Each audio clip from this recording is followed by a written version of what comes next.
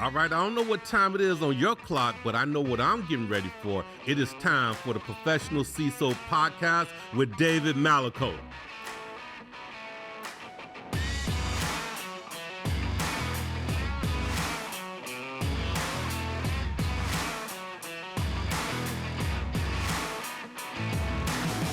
Welcome, one and all, to the Professional CISO podcast. I'm your host, David Malicoat. This show is an exploration of those topics necessary to professionalize the role of the CISO. Today, we have a special guest. We have a CISO that has over 25 years in operational experience in cybersecurity and IT. Some interesting facts. One, he is a veteran. Yes. So shout out on that one.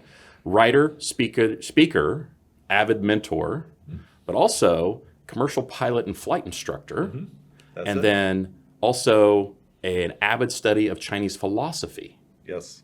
Excellent. So before we begin, though, before we get to our guest, I want to talk about a couple shout outs. So we have two different foundation sponsors that were kind enough that saw the vision of what this podcast could be, and they came on early. And one is Interpret Security. I want to talk about CEO Nick Lanta, Michael Jenks, which is the CTO, and Ian Roth, the head of product over there. Those are all the founders. They're over there stitching everything together when it comes to continuous threat and exposure management with this intelligence layer that they put together. So check them out. They're doing a great job, and we appreciate their support, as well as ContraForce with Stan Golubchik, the CEO over there, as well as Ricky Melendez, which is the CTO. So these guys, they're pushing the boundaries when it comes to hyper automation with SecOps. Again, go check those guys out. Especially from the MSP and MSSP space, they're doing a great job to help you hyper automate your security response and help elevate your business. So now let's talk about being a professional CISO. In today's episode, we have our guest, Pat Benoit. Currently, Pat is the president of Cyber Risk Insights. I want to make sure I get that right. Correct. And then most recently, you were the CISO at Brinks Company. Correct. Prior to that, you were the global head of GRC and the BISO at CBRE. Yes. And then you were the deputy CISO of Cheetah Digital prior to that. Yes. And then also, I want to make sure everybody knows that Pat and I know each other very well. We used to work at Pro Systems together a long time ago. Yes. And then welcome, Pat. Well, thank you. I'm honored to be here and pleased to get to talk to you a little bit. Long-standing. Thank you for your service too. Hoorah. Oh, appreciate it. We'll give you an hoorah for you. Yeah. Hula? Yeah. For the Army? There you go. There you go. So what I also like to do with my guest first out of the gate is, Pat, I want to hear your journey. Give me that 1 to 2 minute. Pat Benoit, how did you get started in tech, cyber? Kind of give me that arc, right? The quick 1 to 2 minute arc that takes us through who you were from the beginning. I'm talking even as a kid, where you kind of got interested in tech or cyber all the way through to now. Well, when I was a kid, they didn't really have tech, so we'll just start with that. I mean, tech was that the door latched when you closed it kind of thing. But I actually got involved in when I was trying to go to college the first time out of high school, and I was trying to figure out what to do. At that point in time, there was research that said that the big fields for the future were to be an accountant that had technology background. So an accounting major with a technology minor. I figured out really soon, and hopefully not to offend any accountants, but I just did not want to count them beans. Yes. It just didn't. So I said, well, let me flip that a little bit. So I did technology with the accounting minor instead. But that lasted for about a year. I quickly learned that if you decide that the class you're taking is not something you want to continue taking, that you actually have to withdraw from the class. You can't just quit going. Very, very handy. Yeah, they tend to give you those bad grades when you do that. So I left there. I joined the military to get away from the same folks I'd been hanging with all in high school. Did the military thing, and in the military, after doing combat arms for a while, I figured out I needed a career, so I branch transferred to finance corps. And I figured that might give me a career. And that was the very beginnings of information systems in the military, in the Army.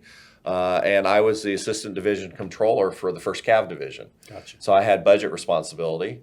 So I was the first one to automate their budget process using DBase 1. Wow. Adam Green's DBase 1. I had the manual, And because there were no print drivers out of DBase, I had to use Lotus 123. I had to port it to Lotus 123 so I could have the print drivers so that I could green bar print the 20 million or so odd dollar budget that I was dealing with. I think you're giving some people some flashbacks when they're listening to this right now. No kidding. Yeah, no kidding. Anyway, but fast forward, I got into, I did that stuff for a while. I did programming. I did, operations. I did all that kind of stuff. And then I went to, came to Dallas and did my consulting. I started working for a consulting company and figured out that they were charging hundreds of dollars for me and paying me $50. Right. So I went out on my own, did that for about 15, 16 years. That company is still a boutique company here in Dallas. It's doing well still.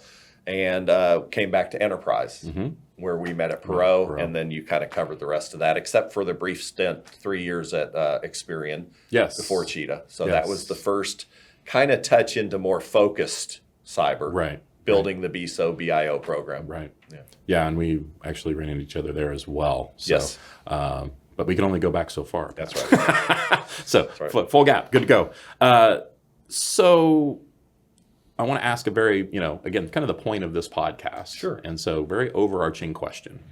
Do we need to professionalize the role of the CISO? If the answer is yes, what does that mean to you by doing that? And if the answer is no, which is perfectly okay if it is, I'm not setting you up. If it's no, why is that? What's your opinion on the no? Yeah, that's a drop a pebble in the water kind of question that I asked back in 2019 and actually wrote an article that posed the question, should CISOs be licensed? Should they be certified and licensed much like any of the other professions like doctor, lawyer, architect, electrician, whatever? About half the people said I was crazy, and about half the people said it was a great idea. So I think we're still probably in that place. I think some level of, assurance could help us as a professional, but I'm not sure it's done any real good for, like, say, let's say finance professionals. Right.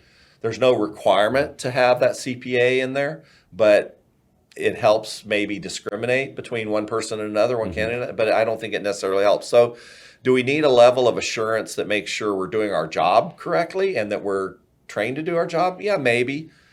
But does it need to be a full licensure? Probably not. So if it's not a full licensure, is it a case of where there's this evolution or these outside forces that are acting upon the CISO role? What are your observations around that? What are you seeing? Where do you see it going? Yeah, well, I see it evolving much like a CIO role. I mean, you can remember the days where the head of IT was the director of IT, and then eventually it became the VP of IT, and then it became the CIO who worked for the CFO. Right. And eventually they got their seat at the table when they proved their business acumen and they showed that they weren't just tech geeks. I think we're seeing the same thing in the CISO role. Okay.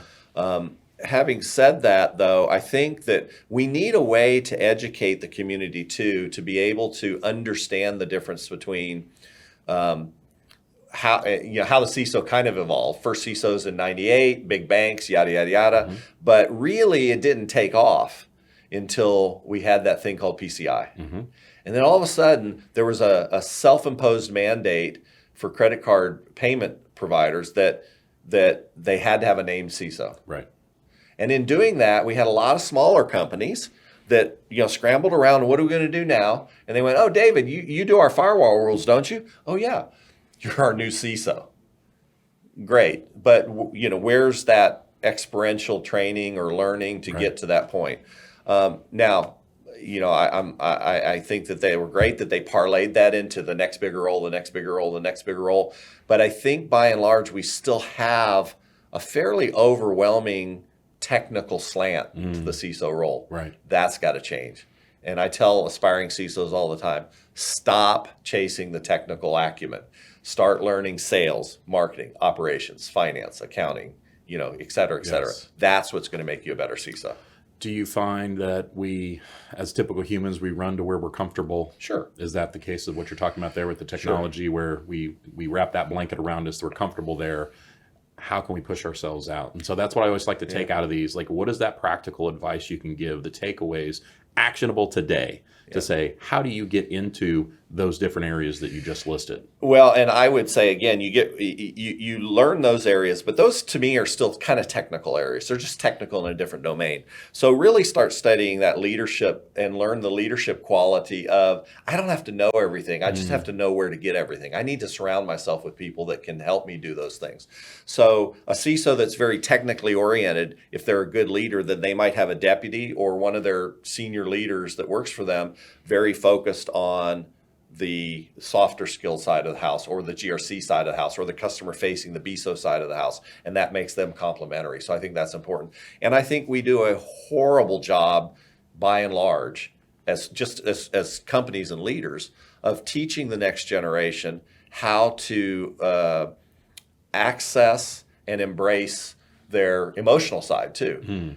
We're very cold and calculated, command and control, command and control, logical. We're not in a command and control environment anymore, except in an emergency. Right. We're in more of a, as Stephen M.R. Covey Jr. says, we're more in a trust and inspire kind of leadership role.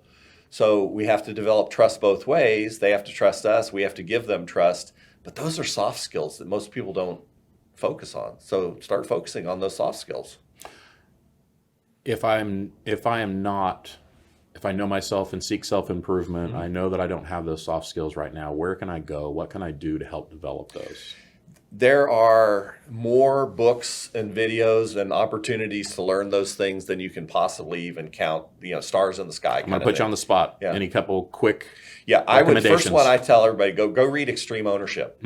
I mean, love it. Yeah, a great book, Jocko Willink, amazing idea. The prime concept out of that, if you take nothing else out of it, take the concept that if you fail, and you're working for me and you fail, my first question should not be, why'd you do that? My first question should be, what didn't I give you to be successful? Right. What did I not do as a leader to give you the opportunity to succeed? And question 2 is, what did you learn? And what did you learn? That's right. Exactly right. So that's a huge book. And then I would start getting into some things that feel more like relationship, couples kinds of things. One that I always use to teach my team is a book called The 4 Agreements by Don Miguel Ruiz. Heard of that, yeah. And I basically tell my team, here's 4 rules to live by. I'll live by them. You live by them. We'll be good. Highest integrity at all time. Always be as honest as you can. Nothing is personal. So when David comes in and he's kind of ramping stuff up and he's getting a little frustrated, my question should not be to press back, because now we get into Chinese philosophy. Yang against yang doesn't work. No, you're just doesn't. fighting. Right. So the better option is to listen and try and understand and empathize where that's coming from. David, what happened? You got something else going on? Right. Should we take this up at another time or whatever? So it's not personal though. Right. The third is, don't make assumptions. So it's okay to observe, to see things, and make decisions based on the observations you have, but don't just make assumptions about it. That's just, it's unfair and it's dangerous. Right. And the last is, always do your best. If you're always working to do your best and you're giving 100% focus on what you're doing, then you can't ask anything else. Excellent. Great start. I want to take a moment to talk about today's sponsor, Interpris Security. Interpris optimizes defenses to help CISOs and security teams focus on the threats that matter most and reduce their threat exposure. The Interpris Threat Exposure Management Platform analyzes the dynamic relationship between the defense surface, adversarial tactics, techniques, and procedures, and exploitable vulnerabilities that are likely to be used to attack an organization. With continuous monitoring, organizations know exactly how well they are prepared for existing and breaking events. To see Interpris in action and to learn how you can gain an unbiased view of your security posture and defend against the most relevant security threats and vulnerabilities, visit www.interprissecurity.com/HVM. We appreciate Interpris Security support as a foundation sponsor of the Professional CISO podcast. Check them out today. Okay, let's talk about where the CISO role is going. So we talk everywhere, conferences, dinners, all that good stuff about interaction with the board. How do you approach guiding your board right? Because this is a new thing for CISOs. We talk about that technical piece, moving into interaction with the board. How am I guiding that board around the risk that we're seeing in cyber? How do I communicate that? Not just communicate, but just the risk oversight generally. And this is that transition from, as we say all the time, the little c in CISO to the big C in CISO. And a lot of that, again, I go back to soft skills, because you got to build relationships and you have to understand, you have to meet people where they are. You can't go to the board and meet them as if they, A, understand technology and B, understand cybersecurity. It's not going to work. Right. So, the old know your audience. So develop the relationship and tell a story that they can understand and they can relate to. What are boards most interested in? Reducing the risk so that nothing impacts their bottom line and making money for the stakeholders. Realistically, that's usually the mission of business. Right. So try and put things in terms of monetary value. When you start looking at risk, that's a very ethereal thing. It's kind of like quality. Right. You'll know it when you see it. Right. And risk is the same way. But do what you can to quantify a risk, but then take the number and somehow work to translate that into dollars. So look at the average cost of a breach and say, if we were 100% effective, that's what it might cost us if we get breached. But, there's more. We're only 50% effective based on the maturity assessment we just did. Right. So that means we're double, that's a weight of 2 times the potential impact. Right. So now you have a dollar you can work with. And then you can say things like, hey, if you invest this 100,000, 200,000, whatever dollars into improving this aspect of the program, it should raise our maturity by X, which means we would be 75% effective. So now instead of $4 million potential, it's only $3 million or something like that. Right. That's how you get to numbers that they can start to relate to, is look at effectiveness. You can be efficient without being effective. Right. What we need is to be effective. Right. Excellent point. Thank you. So you've been around. You've been doing this for quite a long time. Yes. Had a wide range of folks that you've reported into. And I think there's a challenge now, or I can see a challenge happening. How about that? That's probably a better way to put it. See a challenge happening where we're trying to develop as a role, right? And yet we're still in these positions where we're reporting to CIOs maybe most of the time, let's say CFOs a lot of the time, maybe a COO here and there.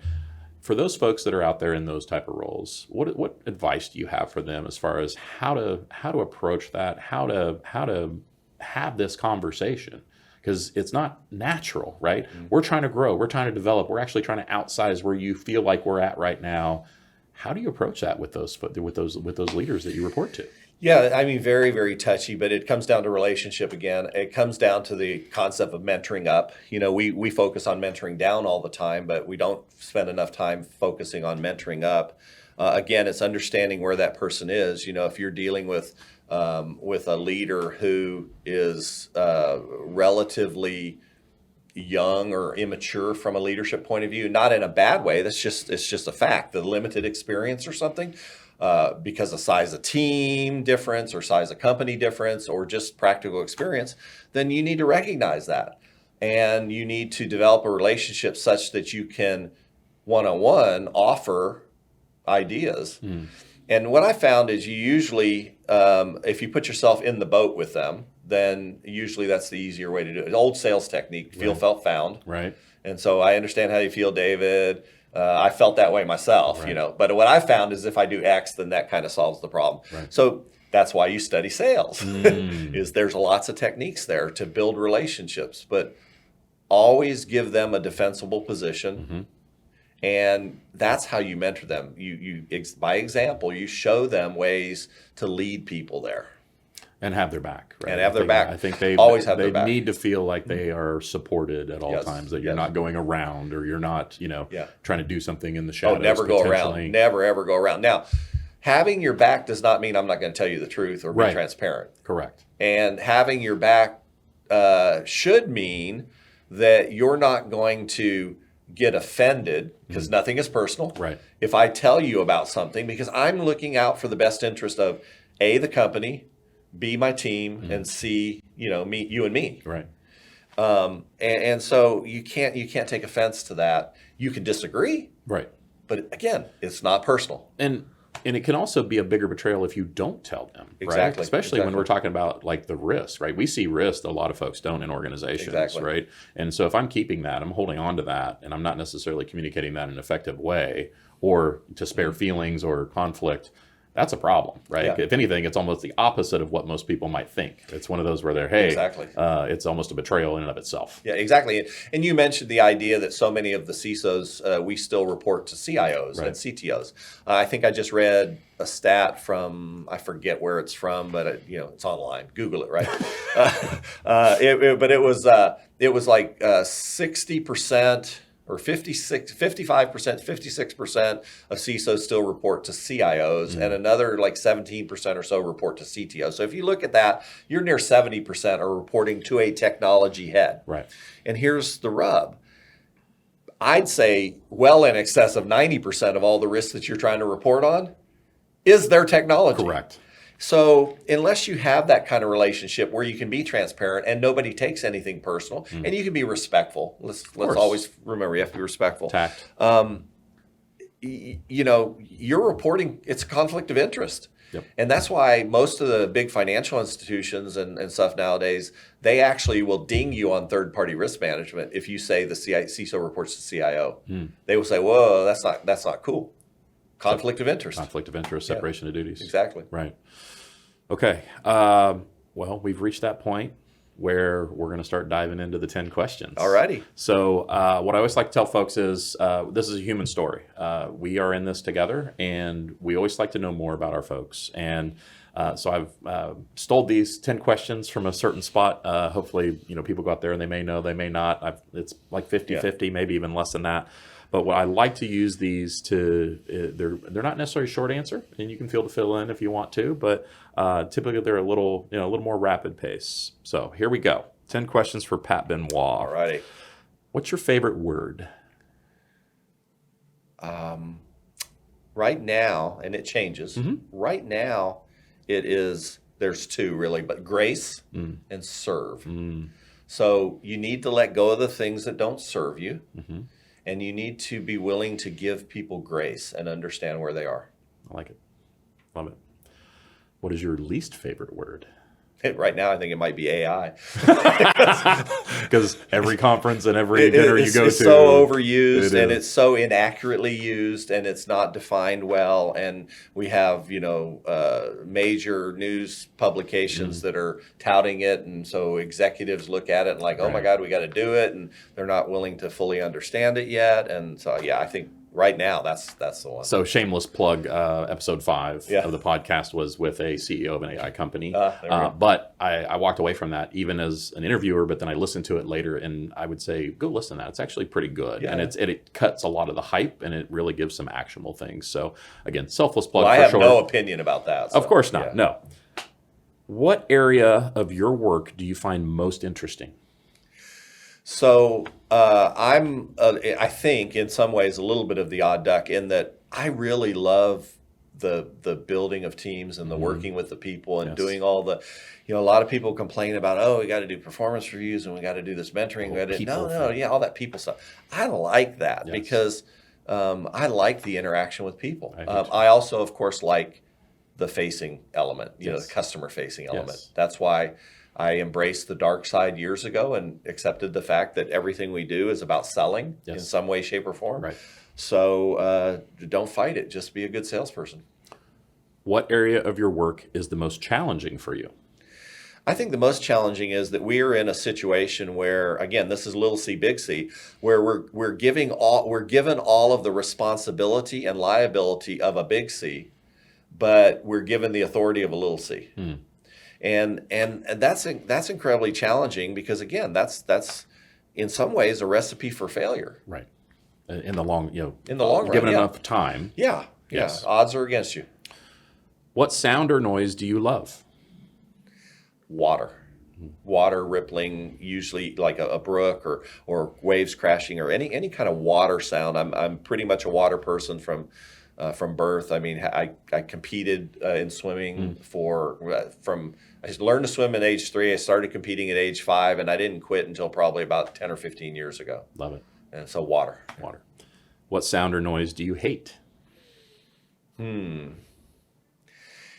I haven't been in direct operational work since the Perot days. Right. So I would have said, oh, it's the beep on the phone, right? Because something's gone wrong. Yes. I don't know. I think sound is a wonderful thing. I don't think I have a sound I hate. I probably don't enjoy those screeching sounds and Yes. things like that, and horror sounds Right. and fearful sounds. But sound is one of those elements. My music tastes run the gamut. Oh, yes. So I like sound. Yeah. Okay. You have options on this one. Okay. What's your favorite curse word? Oh, wow. I don't curse that often because I think I can usually try and find better words to say what I mean. I get a lot of feedback for coming from an age before my time. My parents were 40 when I was born as the oldest. And so for me, like Robin Hood is Errol Flynn. It's not Right. Kevin Costner or whomever. So hearing words like, dang damn it, I get laughed at. Yes. But I love that. It Love it. harkens back to a different time. It does. Yeah. It's great. I love it. What profession other than your own would you like to attempt? I would like to, and actually I'm going to try and do this some. I would like to get more into a wellness or help kind of scenario where you can actually feel a more direct connection with helping people. Kelly and I are opening the retreat center that we're working on, and I'm helping her teach classes and being her roadie, because she does stone medicine, so she works with stones in massage therapy. So I'm the one carrying the 300 pounds of stones from place to place to help her do that. And then I'm her demo dummy too. So I get to be the lay on the table and demonstrate on me. So that whole wellness, more touchy-feely, more right side brain. Right. We've been left side for so long. A lot. Yeah. Yes. And I'm ready to go right side. Understood. And what profession would you not like to do? Yeah. I think it would come down to any profession where, and there's probably thousands of them that are just rote. And there are some people that like just going in and doing what they do every day, and that's fine. More power to them. We need people to do that. I would not like a profession that did not provide some kind of new challenge on a regular basis, and that didn't let me work with people. Right. And finally, if heaven exists, what would you like to hear your God say when you arrive at the pearly gates? So heaven exists. There's heaven on earth too. I'm more of a universe believing kind of person in the energy of the universe, and so I think it's a continuum. There's just a veil between us and whatever is beyond us. And so I would love to have Creator say to me, "I can tell you did your best, and you made a difference." Excellent. So Pat, thank you so much for this time and for being a friend over the years. It means a lot to me. Where can people find you?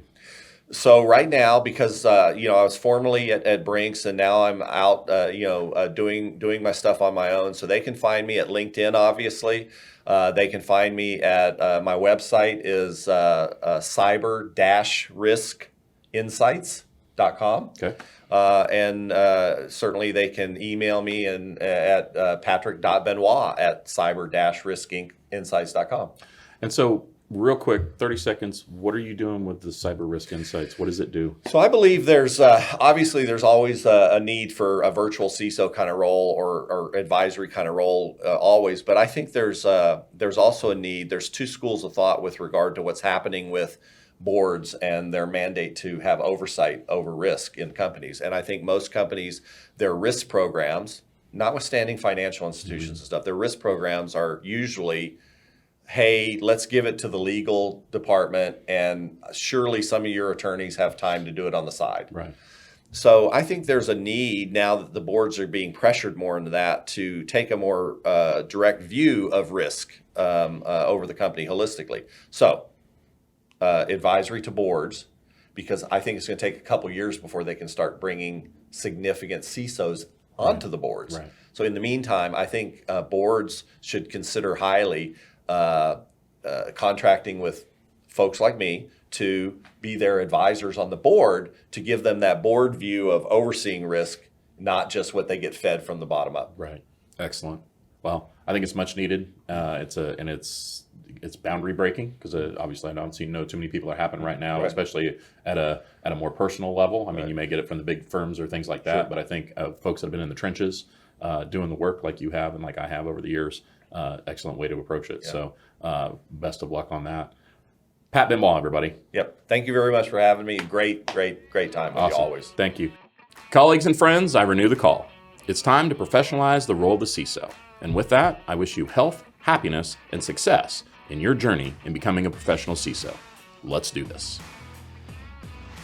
We're professionalizing the CISO role, so please subscribe to the Professional CISO podcast.